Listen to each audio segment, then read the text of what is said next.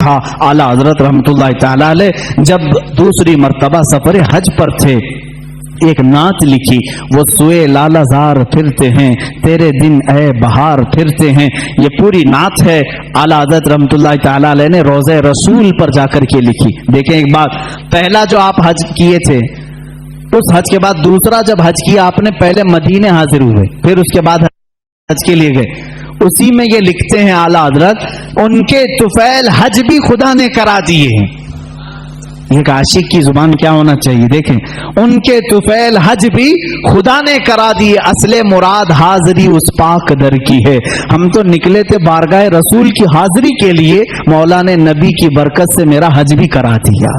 और आज के जमाने में ये कहते हैं हज कर लो, मदीने जाने की जरूरत नहीं। आज भी नजदी उलमा फतवा भी देते हैं मदीना जाना जरूरी नहीं। और आला हजरत कहते हैं उनके तुफैल हज भी खुदा ने करा दी, हमारा हज भी हुआ है उनके तुफैल। उसी हाजिरी दरबार में आपने ये नात लिखी थी और कहा था, या रसूल अल्लाह सल्लल्लाहु अलैहि वसल्लम अपने दीदार से हमें मुशर्रफ फरमाएं, अपनी जियारत से मुशर्रफ फरमाएं। ख्वाब में आपने अपने नबी कौनैन सल्लल्लाहु अलैहि वसल्लम की जियारत की थी। आप ये चाहते थे कि आलम बेदारी में, बेदारी के आलम में भी मेरे आका के जलवे को देखें। रोज़े रसूल पर हाजिर रहे, रोजाना हाजिर होते रहे, सुबह दोपहर शाम, लेकिन वो आलम बेदारी की हाजिरी नहीं हुई। वापस घर गए, वापस जहां पर रुके थे, आखिर रात में आपने आखिरी शेर ये लिखा, कोई क्यों पूछे तेरी बात रजा, कोई क्यों पूछे तेरी बात रजा, तुझसे कुत्ते हजार फिरते हैं। आला हजरत ने जो लफ्ज लिखा वही मैं बयान कर रहा हूं, तुझसे कुत्ते हजार फिरते हैं। ये कहां तो तेरी बात यहाँ कौन पूछेगा, तेरे से बड़े बड़े उलमा मशाइख कुतुब वक्त अख्ताब अब्दाल यहाँ आते हैं, तू बड़ी बात का सवाल करके खड़ा है। ये कह करके दोबारा आए रोज़े रसूल पर। कहते हैं उसी वक्त आला हजरत फाजिल बरेलवी रहमतुल्लाह ताला अलैह ने बेदारी के आलम में अपने माथे की आंखों से अपने हबीब पाक का जलवा देखा। हुजूर पाक सल्लल्लाहु अलैहि वसल्लम की कब्र अतहर के पास एक जलवा चमका। आपने अपने आप को रोका और फिर ये शेर लिखा, पेशे नजर वो नौ बहा सजदे को दिल है बेकरार, पेशे नजर वो नौ बहा सजदे को दिल है बेकरार, रोकिए सर को रोकिए, हाँ यही इम्तिहान है। हुजूर सल्लल्लाहु अलैहि वसल्लम का जलवा दिखा दिया गया। और जब कोई शख्स किसी से बहुत ज्यादा मोहब्बत करता है, वो चीज सामने आ जाए तो झुकने का दिल करता है। आला हजरत की शरीयत को तो देखो, लोग झूठे पीरों के सामने झुक जाते हैं, रुकू करना भी हराम है, सजदा करना भी हराम है। आला हजरत अपने महबूब अकरम सल्लल्लाहु अलैहि वसल्लम को आलम बेदारी में देख करके कहते हैं, दिल तो चाहता था कि सजदा कर लूं, लेकिन शरीयत ने हराम करार दिया है। सजदा होगा तो सिर्फ अल्लाह रब्बुल इज्जत का होगा, अल्लाह के अलावा किसी का सजदा नहीं होगा। आला हजरत फरमाते, पेशे नजर वो नौ बहा सजदे को दिल है बेकरार, रोकिए सर को रोकिए, हाँ यही इम्तिहान है। वो जलवा रसूल दिखाकर तुम्हारा इम्तिहान लिया जा रहा है। कहीं अहमद रजा जलवा रसूल देखकर बहक तो नहीं जाएगा कि सजदा कर लेगा और शिर्क कर लेगा, हराम कर लेगा। नहीं, आला हजरत उस वक्त भी डटे रहे, सबात और इस्तिकामत के पहाड़ बने रहे और उस जलवे जहां आरा को अपने सीने में मौजज़न किया। अजीज़ान गिरामी, वो नियामत कुबरा आपको मिली थी, उस नियामत बहरे बेकरां से आप सरफराज थे। आला हज़रत रहमतुल्लाह ताला अलैह का आखिरी वक्त था, उस वक्त भी आप टाइम टेबल के एतबार से सारी चीजें लिखा रहे। आयत करीमा लिखाई, वो युताफ़ु अलैहिम बिआनियतिन मिन फिद्दतिन व अक्वाब। ये आयत जितने अल्फाज मैंने पढ़ा है, इसके अगर हुरूफ अबजद आप निकालेंगे, अदद निकालेंगे, 1340 बनते हैं। अपने भतीजे को निकाल करके दिया कि ये मेरी वफात के साल की आयत है, ये मेरी मौत के साल की आयत। 4 महीने पहले आला हज़रत रहमतुल्लाह अलैह ने यह आयत लिखाई।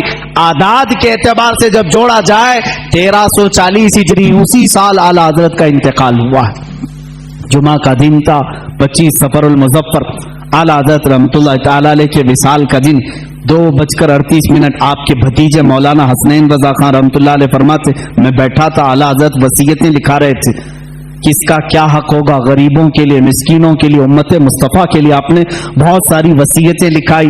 1:56 हुए तब पूछा टाइम कितना हुआ, आपने कहा 1:56, 2 بجنے میں بھی 4 منٹ باقی. اعلیٰ حضرت نے کہا ان کے بڑے صاحبزادے مولانا حامد رضا خان صاحب کو بلاؤ. وہ جب آئے ان کو آنے میں تاخیر ہوئی تو آپ کے چھوٹے صاحبزادے مصطفیٰ رضا خان رحمۃ اللہ علیہ مفتی اعظم ہند وہ آ چکے تھے. اعلیٰ حضرت نے فرمایا یہ کب کی بات؟ 2 بج چکے تھے. کہا کہاں ہو؟ بیٹھو یاسین شریف کی تلاوت کرو اور سورہ رعد کی تلاوت کرو. کون کہہ رہے ہیں جو آخری ابھی آدھا گھنٹہ باقی. 2:38 پر اعلیٰ حضرت کا وصال ہوا ہے. اس وقت فرما رہے ہیں سورہ یاسین شریف پڑھو، سورہ رعد پڑھو. مفتی اعظم ہند رحمۃ اللہ علیہ تلاوت کرنے لگے. ایسے نہیں کہ آپ غشی کے عالم میں ہوں، بلکہ اس وقت اعلیٰ حضرت رحمۃ اللہ علیہ نہایت توجہ کے ساتھ قرآن تلاوت سن رہے ہیں، اور جہاں آیت سمجھ میں نہ آئی دوبارہ تلاوت کرنے کا حکم دیا، اور کچھ جگہ ٹھہرایا، کچھ جگہ معانی سمجھے، کچھ جگہ تفسیر. یہ تمام باتیں چل رہی تھی. علامہ حامد رضا خان رحمۃ اللہ علیہ بڑے صاحبزادے بھی آئے. ان سے کہا کہ یہ دعائیں ہونی چاہیے. یاسین شریف سورہ رعد ہونے کے بعد آپ نے کلمہ طیبہ لا الہ الا اللہ محمد رسول اللہ صلی اللہ علیہ وسلم کا ورد جاری کیا، اور جو ایک مرد مجاہد اور ایک عاشق رسول کی دعائیں ہوتی ہیں وہ ساری دعائیں پڑھنے لگے. 2:30 ہو چکے. یہ سب نقل کیے ان کے بھتیجے جو وہاں موجود تھے. اسی اسنا میں اسی وقت یہ جانکنی کا وقت تھا. آپ کے شاگرد رشید مولانا امجد علی خان رحمۃ اللہ علیہ صدر الشریعہ جو بہار شریعت کے مصنف ہیں، اسی وقت میں سے کسی وقت میں آپ آئے. وقت اس وقت آخری چل رہا ہے. وہ آئے تو اعلیٰ حضرت نے پوچھا مولانا کس طرح سے آنا ہوا؟ کہا کہ حضور فتویٰ لکھ رہا تھا، ایک کتاب کا ریفرنس حوالہ نہیں مل رہا ہے، ڈھونڈ رہا تھا نہیں مل رہا ہے. اعلیٰ حضرت رحمۃ اللہ علیہ نے اسی وقت فرمایا فتاوی شامی جلد نمبر 6 میں فلاں لائن فلاں سطر فلاں صفحے میں موجود ہے، آپ جائیے. وہ کہتے ہیں میں جلدی سے اتنی بات یاد کر کے گیا، دارالفتاء میں آیا، کتابیں نکالی، فتاوی شامی جہاں اعلیٰ حضرت نے فرمایا 6 جلد نکالی، صفحہ نکالا، سطر نکالی، وہی وہ عبارت لکھی ہوئی تھی جو مجھے صبح سے نہیں مل رہی تھی. فتوے میں میں لکھتا رہا. ادھر 2:38 ہوئے. اچانک آپ کی پیشانی پر ایک نور چمکا. اس وقت ڈاکٹرز بھی آئے ہوئے، کچھ طبیب آئے، وہ بات کر رہے تھے. اعلیٰ حضرت رحمۃ اللہ علیہ نے ان کا جواب نہیں دیا. مفتی اعظم ہند حجت الاسلام رحمۃ اللہ تعالی علیہما دونوں نے کہا کہ یہ اب اپنے رفیق اعلیٰ سے جا ملے. اتنی سکون کے ساتھ، اتنے آرام کے ساتھ. لوگ کہتے ہیں کہ موت کی شدت، موت کا درد بہت زیادہ ہوتا ہے، لیکن جو جلوہ رسول دیکھنے میں مصروف ہوتا ہے اس کو جانے کا احساس بھی نہیں ہوتا وہ کب دنیا سے گیا. اسی لیے میرے عزیزو اعلیٰ حضرت رحمۃ اللہ تعالی علیہ جنہوں نے عشق رسالت میں اپنی زندگی تمام کی، پہنچے وہیں پر جہاں حضور اکرم صلی اللہ علیہ وسلم کی خدمت کی تھی.